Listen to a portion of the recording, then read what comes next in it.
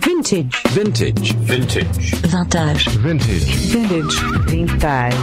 Vintage. Vintage. Vendange. Vintage. Vintage.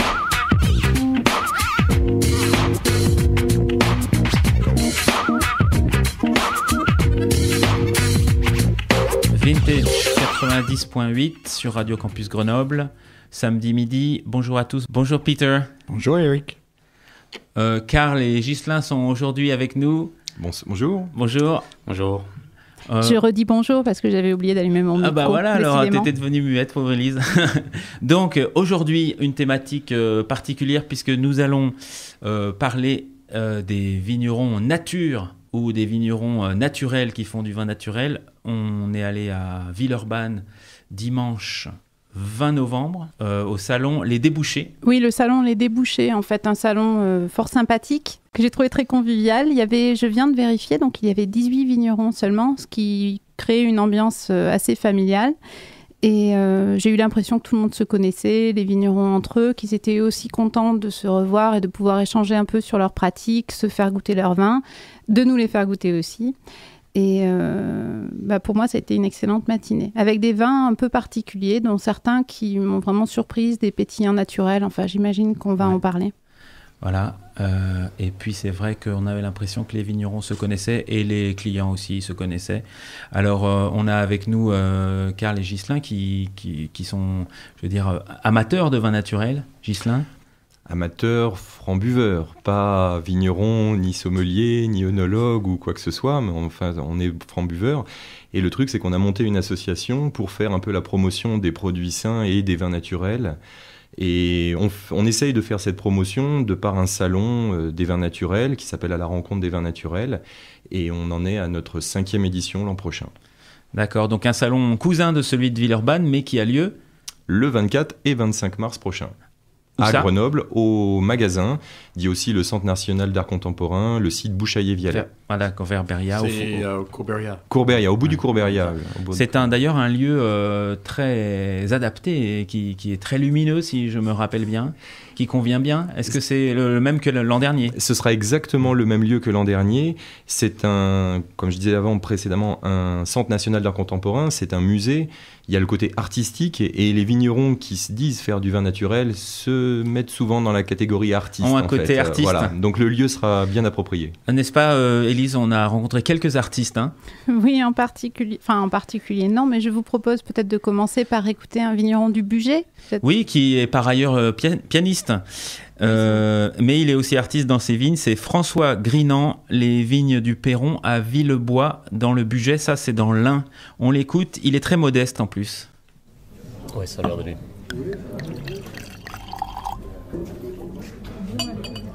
Donc là, c'est un vin de 2010. C'est un chardonnay qui a été élevé pendant 12 mois en pièces.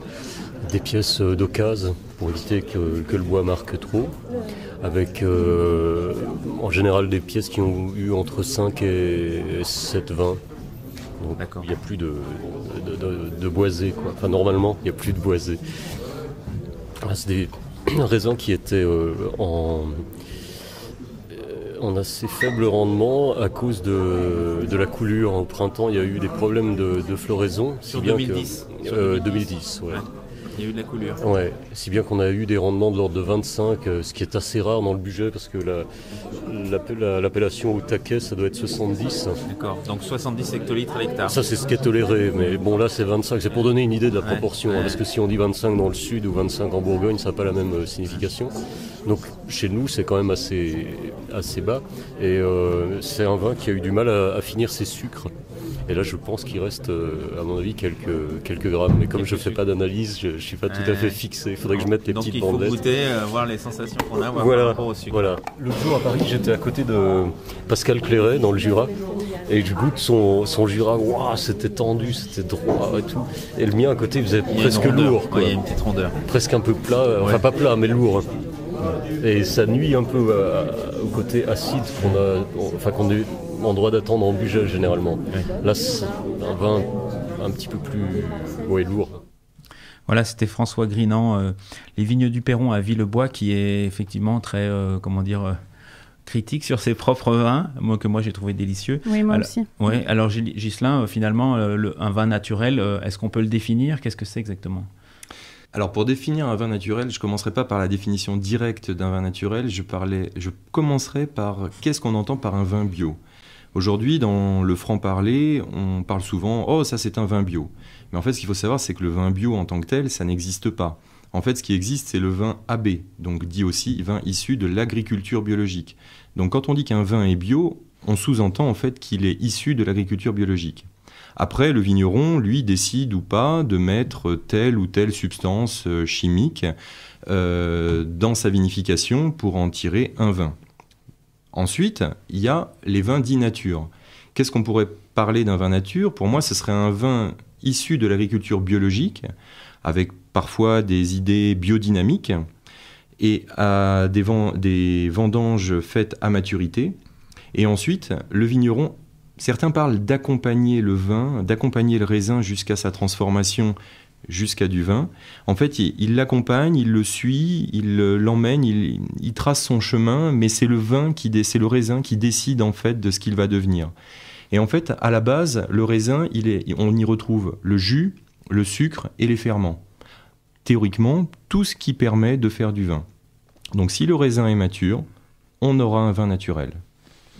On retrouve ce que disait Gilles Azoni, qui était présent au salon et qui parlait je crois que son domaine s'appelle l'ange et le raisin, et ce côté du transport et du mouvement, et que le vin finalement était un sentiment, un transport, et c'était assez proche de ce qu'on vient d'entendre là. Mais Gilles Azoni vraiment est vraiment un poète quand on l'entend parler, c'est assez extraordinaire. Exactement. Ouais, il est en Ardèche, je pense qu'on reparlera de lui lors d'une prochaine émission. On écoute de nouveau François Grinand à Villebois sur la question des appellations. Pourquoi il est en vin de France? C'est un choix, mais c'est un choix technique. Dans la mesure où moi l'appellation, je ne suis pas contre les appellations, bien au contraire, c'était un beau projet, même si d'aucuns disent qu'il était dévoyé, etc. Mais moi ça me posait des problèmes techniques dans la mesure où mes vins n'étant pas systématiquement reconnus dignes de l'appellation, donc ils étaient ajournés. Donc, il fallait que je gère un stock de capsules bleues, un stock de capsules vertes, un stock d'étiquettes appellation, un stock d'étiquettes vin de table. Donc c'était ingérable sur une petite production. Oui, parce qu'il y avait le côté aléatoire de la décision. Voilà, ce qui était tout à fait normal, puisque les gens ne sont pas censés accepter des vins. Moi, souvent les vins que je présentais étaient un peu troubles parce qu'ils étaient en élevage, manque de SO2, donc des côtés oxydatifs qui plaisent pas forcément à tout le monde, et nécessairement. Là, il n'a pas de marque oxydative du tout, celui-ci. Hein. À peine. Ouais. Je trouve pas. Je sais, j'ai pas encore goûté. J'ai goûté ceux des potes, mais. Puis les copains d'abord. Ouais, c'est ça. Voilà, la convivialité chez les vignerons nature, c'est une réalité. On goûte les vins des copains d'abord. François Grinand venait juste d'embouteiller son vin 2010. Il ne l'avait pas goûté. Voilà, il présentait son chardonnay.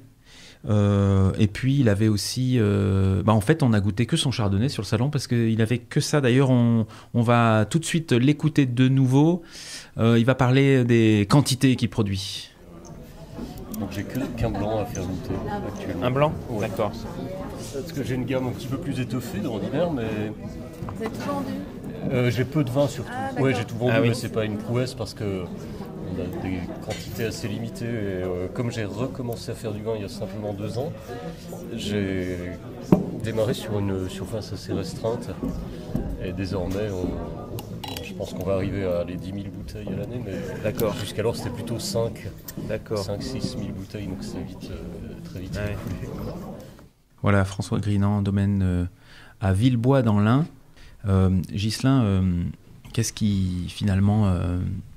comment on rencontre les vins naturels? Comment ça se passe? Parce qu'il faut aller un peu les chercher quand même. Enfin, peut-être moins maintenant, mais... Je vais parler de mon expérience, qui tout au départ a été assez bizarre. En fait, j'ai rencontré les vins naturels par un collègue. Un jour, on a fait un apéro. Il m'a servi un vin nature. Et pour être très franc, le premier verre, j'ai trouvé ça mauvais. Mais ensuite, je suis retourné à mes anciennes bouteilles. Et j'ai fait l'aller-retour comme ça 2-3 fois. Et en fait, j'ai découvert dans les vins naturels quelque chose, le fruit, le plaisir, le côté aromatique, le côté diversifié. Chose que je ne trouvais pas, en fait, sans m'en rendre compte, dans les vins dits traditionnels, Et puis, de fil en aiguille, je suis allé directement chez un vigneron qui a viré dans le Mâconnais, et j'ai fait les vendanges. Et là, j'ai vraiment découvert un autre monde, j'ai découvert la manière de faire, et je suis tombé un peu, entre guillemets, amoureux de, si on peut dire ça, de ce style de vin, de ce style de pratique. Et aujourd'hui, pour moi, le vin naturel, pour rien au monde, je boirais autre chose, quoi.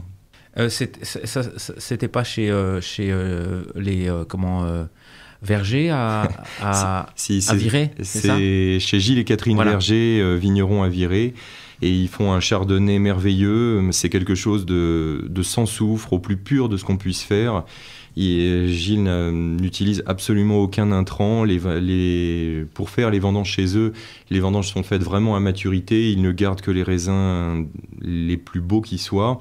Et les résultats sont toujours vraiment différents, et c'est ça qui est intéressant, c'est que chaque année est différente de par le millésime, et que chaque année on va avoir un squelette de base, et chaque année les arômes vont tourner autour de ce squelette. Et moi, c'est ce que je trouve vraiment intéressant autour des vins nature. C'est aujourd'hui, quand on achète une bouteille en grande surface, on s'attend à boire un Bordeaux, donc on va avoir le goût Bordeaux, un goût stéréotypé. Tout l'intérêt des vins nature, c'est que les goûts ne sont pas stéréotypés. On va avoir à chaque fois quelque chose de nouveau, quelque chose de différent. Ça plaît pas, ça c'est une autre question. Mais il va y avoir quelque chose de nouveau et de différent à chaque fois. C'est vrai, je confirme que les vins de Catherine et Gilles Verger sont des vins absolument extraordinaires. Alors après, on peut effectivement comprendre que certains n'aiment pas, mais ce sont des vins d'une richesse incroyable.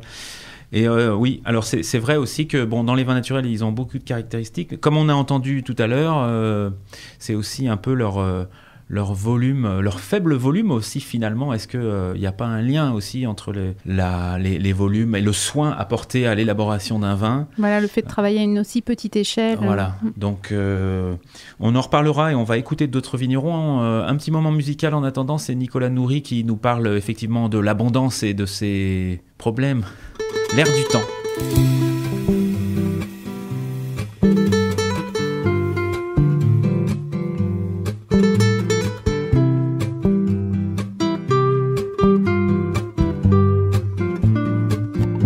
C'est dans l'air du temps que l'air a fait son temps. L'homme est enfin libre et heureux de payer son mètre cube d'eau deux. C'est tout naturellement que nos gouvernements ont l'index qui se lève, où tu payes, où tu crèves.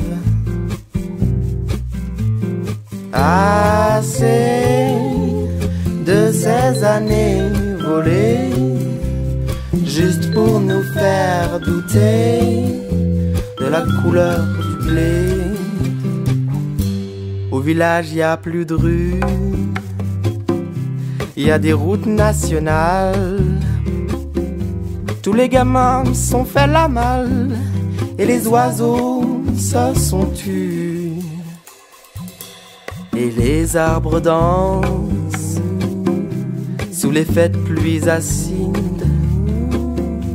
Ils prennent ce tempo rapide du défilé des cracheurs d'essence. Assez de ces années volées, juste pour nous faire douter de la couleur du blé. Assez de ces années passées à vous laisser souiller l'air qu'on va respirer.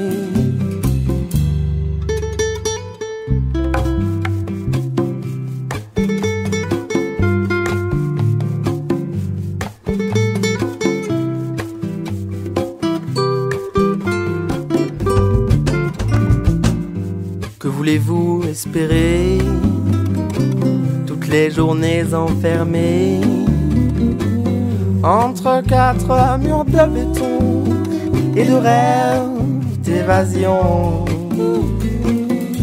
Si la vie est si belle, ne nous privez pas du ciel, sachant que chaque jour nos espoirs se ramassent à la pelle.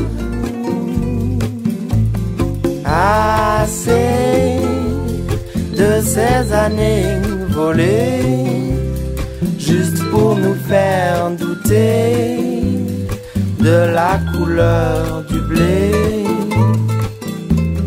Assez de ces années passées à vous laisser souiller l'air qu'on va respirer. C'était Nicolas Nourri, L'air du temps. Vintage. Vintage sur Radio Campus Grenoble 90.8. L'abus d'alcool est dangereux pour la santé.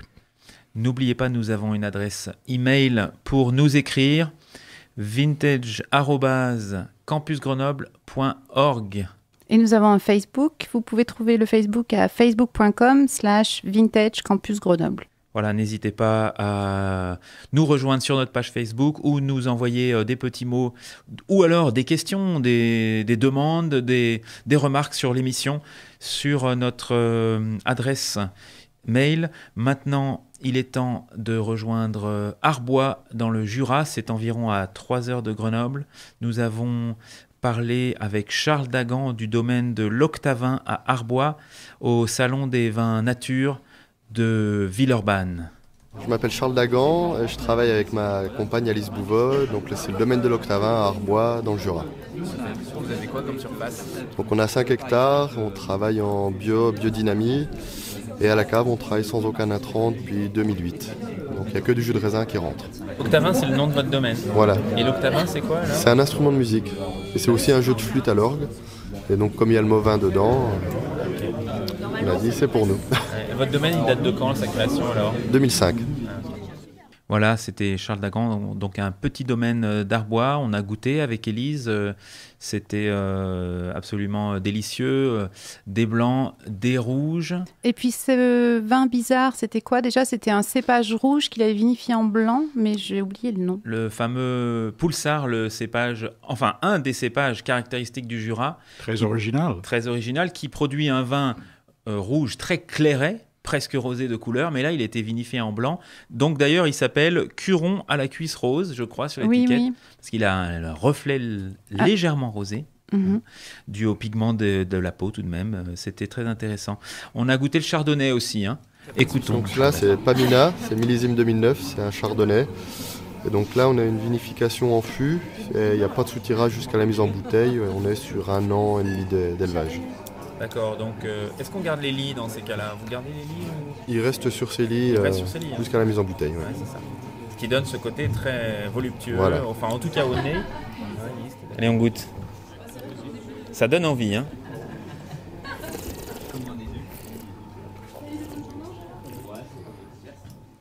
Voilà, délicieux ce chardonnay sur lit. Alors Peter, les lits...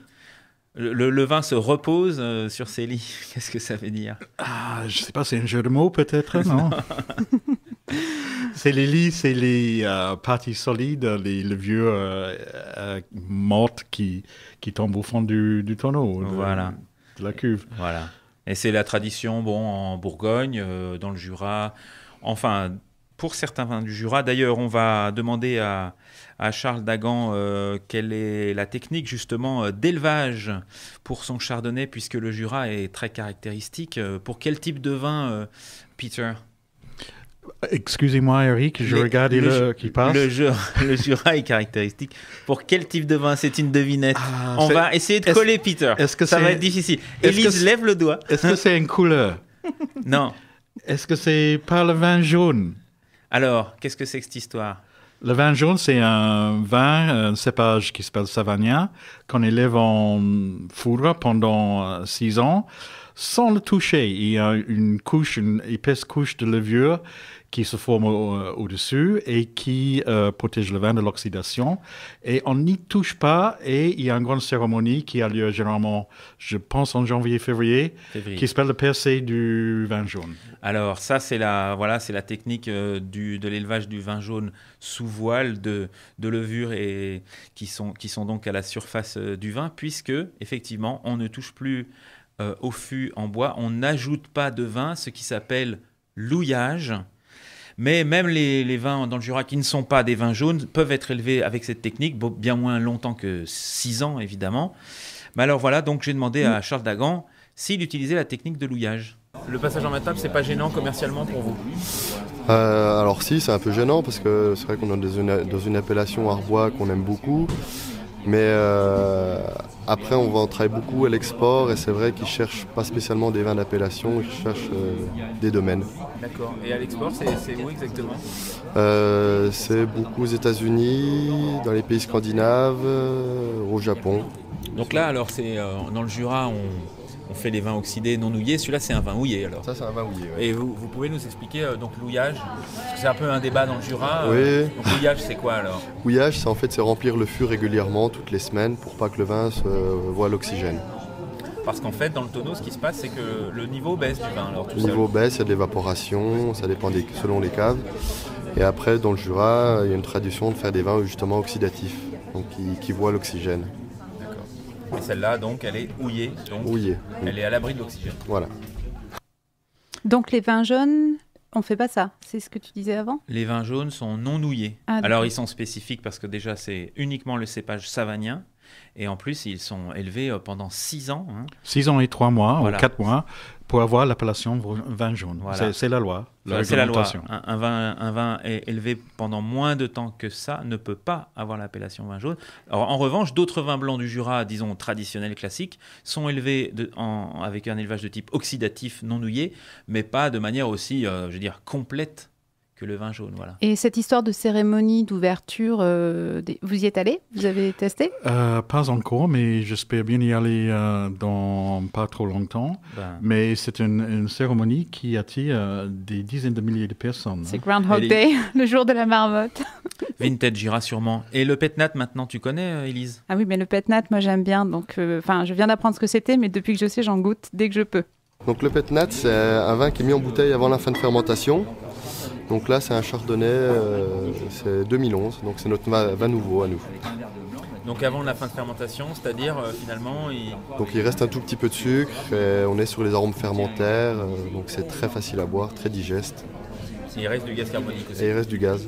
D'accord. Donc on est à quel degré d'alcool à peu près? Là on est à 10,5. Voilà, c'était le domaine de l'Octavin à Arbois. Un petit calendrier avant de revenir à nos vins naturels. Donc, je vais parler peut-être de la foire de Cornas. J'en ai parlé un peu de souvenirs la semaine dernière. La foire de Cornas aura lieu la semaine prochaine, du vendredi 2 au dimanche 4 décembre. Il y aura 50 exposants de Cornas, évidemment, de Saint-Péret, quelques côtes rôties, des Saint-Joseph et autres appellations des côtes du Rhône Nord. Et Cornas est un petit village qui se trouve en face de Valence, sur l'autre bord du Rhône. Et ils n'ont pas de site web, donc c'est vous dire que c'est vraiment une foire de vins authentiques et paysans. Tout à fait, à Cornas, c'est très sympa l'ambiance. Il y a aussi, bien sûr, à Grenoble, le même week-end, à Alpexpo, le salon des vignerons indépendants de la Bourgogne et du Jura. C'est du vendredi 2 au dimanche 4. Vintage. Nous avons Dominique Derain en ligne. Oui, bonjour. Bonjour. Ici, l'émission Vintage sur Radio Campus Grenoble. Merci de votre disponibilité. Nous avons avec nous Ghislain et Karl qui sont animateurs d'une association qui organise un salon sur les vins naturels. Est-ce que vous pourriez... alors moi, je ne connais pas vos vins, mais un vigneron du salon de Villeurbanne m'a parlé en termes très positifs de votre production. Alors, c'est la raison pour laquelle on a choisi de vous appeler. Est-ce que vous pouvez présenter votre domaine en quelques mots? Oui, ça va être très rapide. Vous savez, j'ai créé ce domaine en Bourgogne il y a 24 ans sur des appellations au sud de Côte-d'Or, Saint-Aubin et petit village vigneron. J'ai 5 hectares et demi. J'ai 10 appellations qui vont de Gevrey-Chambertin à Mercuré en passant par Pommard, enfin des choses assez prestigieuses et remarquables. Et l'intérêt dans cette région où le vin se vend facilement du fait de sa renommée, pour moi était de travailler différemment pour apporter une originalité qui est le vecteur principal qui a fait la renommée de la Bourgogne. Et alors, quand vous dites travailler différemment, c'est dans la vigne, c'est en vinification, qu'est-ce que vous faites exactement? Je travaille en biodynamie depuis 24 ans, ou j'essaye en tout cas, avec des préparations en prenant en considération plein d'éléments extérieurs qui nous permet d'avoir des raisins de qualité saine et de quantité vinifiable sans trop d'ajout dans la fermentation, c'est-à-dire et dans l'élevage, c'est-à-dire 100% jus de raisin. D'accord. Et pour nos auditeurs, la biodynamie, si on peut expliquer en quelques termes relativement simples, qu'est-ce que ça veut dire finalement? C'est le respect de la vie, c'est l'attention à l'espace dans lequel on évolue et pour pouvoir être simplement sur notre travail et notre échange. Globalement, on ne met pas de produits issus de la chimie de synthèse, etc. Mais c'est autre chose. C'est stimuler ce qui existe déjà dans un lieu et c'est en profiter soi-même et pouvoir le transcender par le fruit qu'on cueille et le vin qu'on fait. D'accord. Peter? Bonsoir. Bonsoir. C'est Peter, donc un des animateurs de l'émission. Qu'est-ce que vous êtes à Saint-Aubin, donc comme vous dites, c'est dans une région prestigieuse. Je crois que c'est entre Meursault et Pommard, c'est ça le village de Saint-Aubin? Oui, c'est à côté de Meursault, vers Puligny-Montrachet, Champagne-Montrachet. Voilà. Pas loin de Beaune, donc. C'était très près de Beaune, au sud de Beaune, oui. Et qu'est-ce que vous estimez vraiment faire différemment de vos collègues, qu'on peut dire traditionnels? il y a beaucoup. Mais oui, il y a beaucoup de choses. Dans le sens déjà où on travaille en Bourgogne, comme dans beaucoup de régions, mais surtout en Bourgogne, la valorisation du lieu, du sol, du sous-sol, du terroir est un des éléments les principaux de la réputation de la Bourgogne. Aujourd'hui, je fais deux choses fondamentales. Il y a deux choses fondamentales que mes voisins font, je ne fais plus, c'est que je ne mets plus de désherbant depuis très longtemps et je ne mets pas d'engrais qui fait pour moi le principe de la culture hors sol. D'accord. Donc je ne me fais pas d'amis en disant ces choses-là, mais fondamentalement, l'idée c'est de travailler sur l'originel des choses et de le restituer au plus pur et le plus nature possible. Donc vous labourez les vignes ou vous faites... On laboure les vignes, je laboure les vignes, j'ai fait avec le cheval pendant un moment pour des raisons écologiques et d'essai. Écologiquement pour l'instant j'ai abandonné le cheval, mais je laboure les vignes, je pioche et on met dans les vignes la rognure, l'herbe et des préparations biodynamiques évidemment. C'est des petites choses qu'on met en substrat un peu comme de l'homéopathie qui vont de 240 grammes à l'hectare à 4 grammes hectare. Ah oui, ce sont des doses minimes. Et les préparations biodynamiques sont en fait des extraits de plantes, des préparations de ce type. Il y a 7 plantes différentes, il y a de la bouse de vache, il y a de la silice aussi. La silice à 4 grammes, s'il fait chaud, peut brûler la vigne. Ah oui. Donc il y a effectivement des effets importants et qui peuvent stimuler la vie dans le lieu à des heures et des jours particuliers. D'accord. Et en cave, vous ne chaptalisez jamais, vous utilisez des levures indigènes. Est-ce qu'il y a d'autres différences Pas d'acidification, pas de SO2 pendant toute la période d'élevage et de vinification. Il arrive quelquefois d'en ajouter avant la mise en bouteille selon la tenue du vin à l'oxydation ou à l'air. Je ne suis pas quelqu'un qui fait 100% quelque chose, parce que sachant que ça n'existe déjà pas dans la nature de l'homme, mais en plus dans la nature en général. Donc il y a des choses qui... la seule chose que j'ajoute, c'est éventuellement du SO2 au moment de la mise en bouteille, à quelques quarts de gramme à l'hecto, c'est-à-dire 0, quoi. Ouais. Il n'y a plus de traces après mise en bouteille. Ah oui, c'est juste une stabilisation à la mise en bouteille. C'est-à-dire, à dose vraiment minimale, là. C'est très minimal, mais quand on met peu de choses, quand on met jamais rien, quand on met peu de choses, c'est très efficace. Ouais. Et j'ai travaillé avec Max Léglise, qui était un éminent œnologue, un petit peu comme Jules Chauvet, et ça fait partie de ces gens qui ont permis beaucoup de choses sur la culture et la vinification naturelle, et qui prétend que l'oxygène qui est avalé, qui rentre au moment de la mise en bouteille, est actif pendant 4 mois, donc c'est le seul risque qu'on prend, c'est à cette période-là. Ah oui, d'accord. Donc si le vin n'est pas suffisamment équilibré ou stable pour pouvoir résister à cette manipulation qui n'est pas naturelle pour lui, et donc il faut effectivement se servir d'un peu de SO2 pour éviter ces genres de choses. Oui, pour le protéger sur cette durée-là de 4 mois. Voilà, c'est peu de choses. Ce qui veut dire que ce vin-là, il est consommé par une grande partie de ma clientèle, surtout féminine, qui ont des problèmes avec le soufre. Ah oui, d'accord. Ah bah, d'accord. Bon, Dominique Derain, c'était vraiment un plaisir d'échanger un petit peu avec vous, d'apprendre sur votre domaine. Merci beaucoup pour cet échange. Et puis peut-être à bientôt. Au revoir. Merci, au revoir.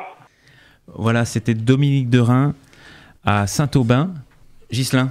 Oui, il y a quelque chose que Dominique Derain a dit qui est très intéressant et qu'on retrouve chez d'autres viticulteurs en naturel, c'est le côté terroir. En fait, il travaille la terre, non pas avec des produits chimiques, mais au labour. On sent il cherche à travailler la terre pour qu'une vie existe à travers cette terre et qu'elle se ressente à travers le vin. En fait, moi j'ai le souvenir d'un vigneron qui me disait moi, mon vin, il a une grosse dépendance de la base de mon terroir, par mon terroir. Et en fait, moi, j'associerais beaucoup, j'ai lu ça, cette phrase n'est pas de moi, mais un vin naturel est un vin vivant. Voilà. Et en fait, on retrouve cette vie à la terre. Si on enlève toute la chimie, si on enlève tous les pesticides, fongicides, herbicides qu'on peut connaître et qui tuent le sol au niveau micro-organismes, on a une terre vivante, on a un produit vivant. Si on met un minimum de SO2, Monsieur Derain disait qu'il en mettait une dose homéopathique, et c'est vrai que la plupart en mettent des doses, mais qui sont tellement infimes qu'elles sont quasi nulles.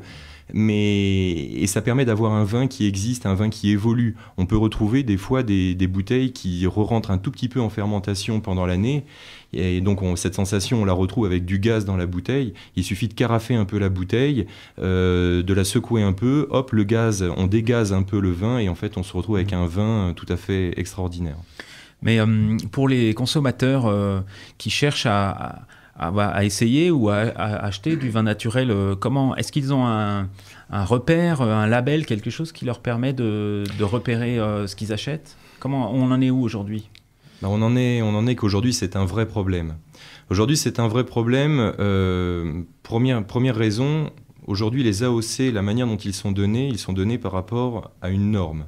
Je ne rentrerai pas dans les détails par rapport à des détails que je ne maîtrise pas forcément. Mais aujourd'hui, la norme d'une AOC d'une région française ne va pas être forcément en adéquation avec la norme d'un vin nature. Ce qui fait qu'on va trouver les vins nature atypiques, et de ce fait, les vins atypiques ne vont pas rentrer dans la norme et donc ne vont pas avoir l'AOC. C'est pour ça aujourd'hui qu'on retrouve beaucoup de vins naturels en vin de table. Alors certains diront « Ouais, mais le vin de table, c'est un vin bas de gamme, ceci, cela. » Non. Aujourd'hui, sur le marché français, c'est quelque chose d'absolument faux. On peut retrouver des vins de table d'une très très grande qualité. Aujourd'hui, la plupart des vins naturels sont en vin de table, et de ce fait, travaillés au plus propre et avec une très très grande qualité. Donc aujourd'hui, ce qu'il faudrait, et là je lance un appel un peu, c'est que quelque chose se crée, quelque chose se mette en place pour essayer de trouver un label, un terme, quelque chose de législatif qui fasse une reconnaissance autour des vins naturels. D'accord. Voilà. Vous, c'est une des missions de votre association, ou c'est un avis personnel? Alors c'est à la fois un avis personnel, mais à la fois un leitmotiv un peu pour nous. On aimerait bien en fait participer ou apporter notre pierre à l'édifice pour aider des vignerons dans cette description de qu'est-ce que pourrait être un vin nature, comment le faire reconnaître au niveau français, et comment on puisse donner la possibilité au public en fait d'aller dans une cave et de se dire « Ah tiens, ça c'est un vin naturel parce que je retrouve telle étiquette ou tel label dessus ». Voilà, mais là, je pense que c'est un grand chemin à parcourir.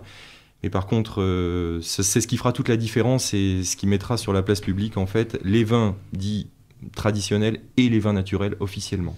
Oui, puisqu'il permettra peut-être de protéger aussi les producteurs qui sont dans cette démarche de tendance marketing à vouloir les imiter sans avoir toutes les contraintes finalement qu'on peut trouver. Élise ? Messieurs, je vous proposais de passer à la dégustation. Donc, le temps que vous goûtiez ce vin, on va écouter un titre d'Amanda Palmer, Bad Wine and Lemon Cake. Donc, j'espère que le vin que nous a amené Peter ce soir ne sera pas un bad wine. Nous n'avons même pas de lemon cake dans ce cas-là.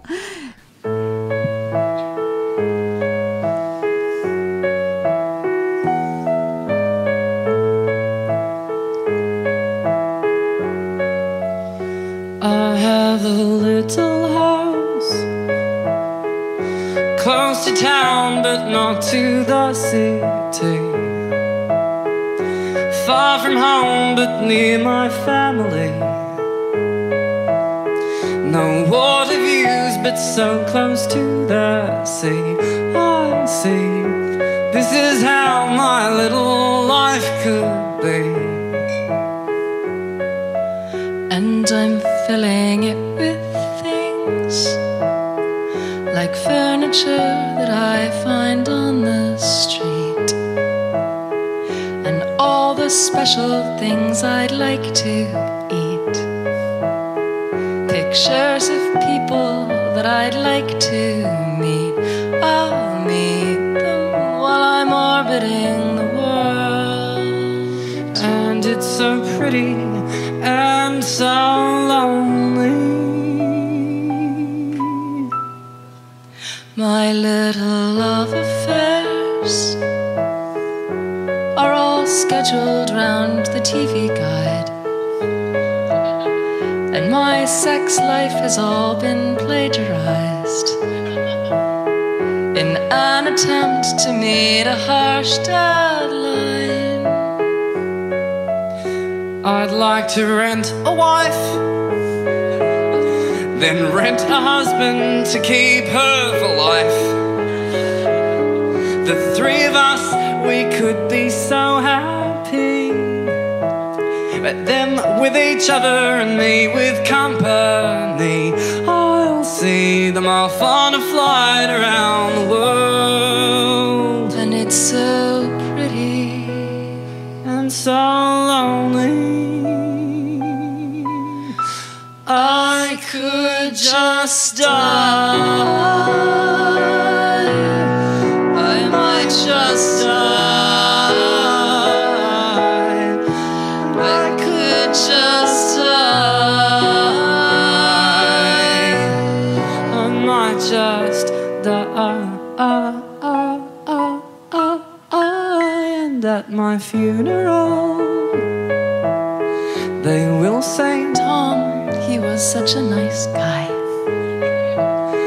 He went too early, but he went in style. They'll play my music and then they will cry. Then they'll have a little wake. They'll drink bad wine and they'll eat lemon cake.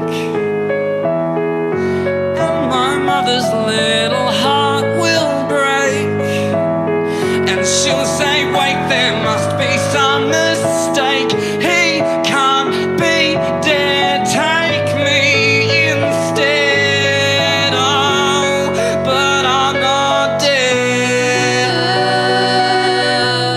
They tell me I'm not dead, and they say that I'm not dead, and that I won't die for some time. I'm in my little house, just writing little songs to pass the time, which incidentally is 7:49. So don't you worry, I'm completely fine. I'm fine, and don't you worry, I'm completely fine. I'm fine, don't you worry, I'm completely fine. I'm fine, don't you worry, I'm completely fine. I'm fine. fine. Don't you worry, I'm completely fine. I'm fine. I'm just so fucking fine. Alors, Peter, tu as amené cette bouteille donc soigneusement enchiffonnée dans une page. Alors, ça n'est pas l'équipe cette semaine. Non, c'est un vrai journal. C'est le Midi Olympique. Ah ouais, oh là. Même s'ils étaient un peu mauvais perdants après la Coupe du Monde. Enfin. Alors, il faut dire que on a changé un peu la donne puisque là, sur cette émission, on déguste dès l'ouverture de l'émission, dès le début. Et puis on en discute un peu plus tard, ce qui nous permet de laisser d'aérer le vin en bouche, de le réchauffer. Alors normalement on doit avoir des fiches, malheureusement on s'est pas bien organisé. Tiens, on va passer une fiche aux invités, s'ils ont envie de l'utiliser. Hein. Là alors c'est déjà rempli parce que c'est celle de la semaine dernière, en fait il y a déjà des termes entourés, c'est pas ce que vous êtes obligé de dire aujourd'hui. Hein. Alors moi j'ai pris la fiche en anglais avec Peter. Ok. Comme c'est pas très radiophonique, je précise à nos auditeurs qu'il s'agit de vin rouge. Eh oui. Je pense qu'on peut déjà décrire la couleur, qui me semble brillante, claire, très claire, rouge clair, très clair, qui laisserait penser à... Mais ne le dis pas, Peter. Oui. Oui. Ça, c'est le verre qui a cogné mon micro. Voilà. Déjà. Oui, alors c'est la couleur. Alors avec Élise à Villeurbanne, on a vu qu'il n'y avait pas que le fameux Pinot Noir qui avait une couleur très légère. On a vu aussi du Pulsar. On a goûté du Pulsar. Exactement. D'ailleurs, il se trouve qu'il était vinifié en blanc, donc il ne pouvait pas être vraiment très rouge. Hein. Il avait une légère tonalité rose. Et là, voilà, on a sûrement un Pinot Noir apparemment pour la couleur. Je n'ai pas dit ça du tout. Ah bah moi je le dis. Allez. Je laisse. Mais peut-être Ghislain. Pardon. On a commenté le robe, donc les auditeurs ont bien vu. Le nez, pour vous, ça... Si on précède dans l'ordre traditionnel. Oui. Bah, pour moi, ce serait quelque chose d'assez... je sais pas comment dire, j'emploierais le mot sec, mais en nez, ça fait bizarre de dire sec, mais... Pour moi, il est passé en barrique, à mon avis, hein. Très nettement. À mon avis. Là, pour moi, c'est très griotte. Hein. Griotte, oui. Absolument. Allez, on goûte. Allez. Et on goûte.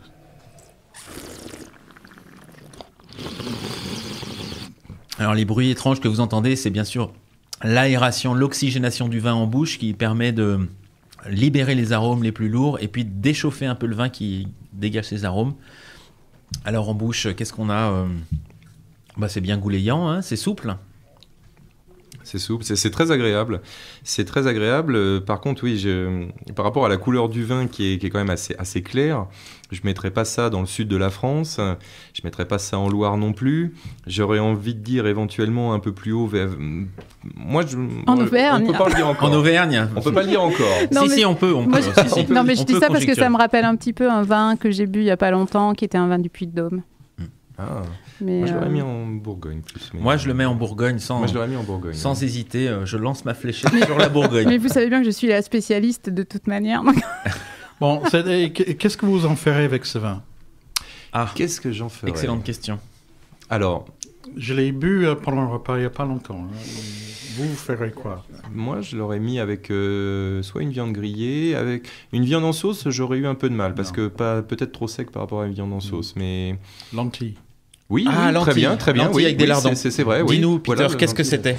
Alors, c'est un vin autrement de Jacques Maillet. Sans blague ! En Chautagna.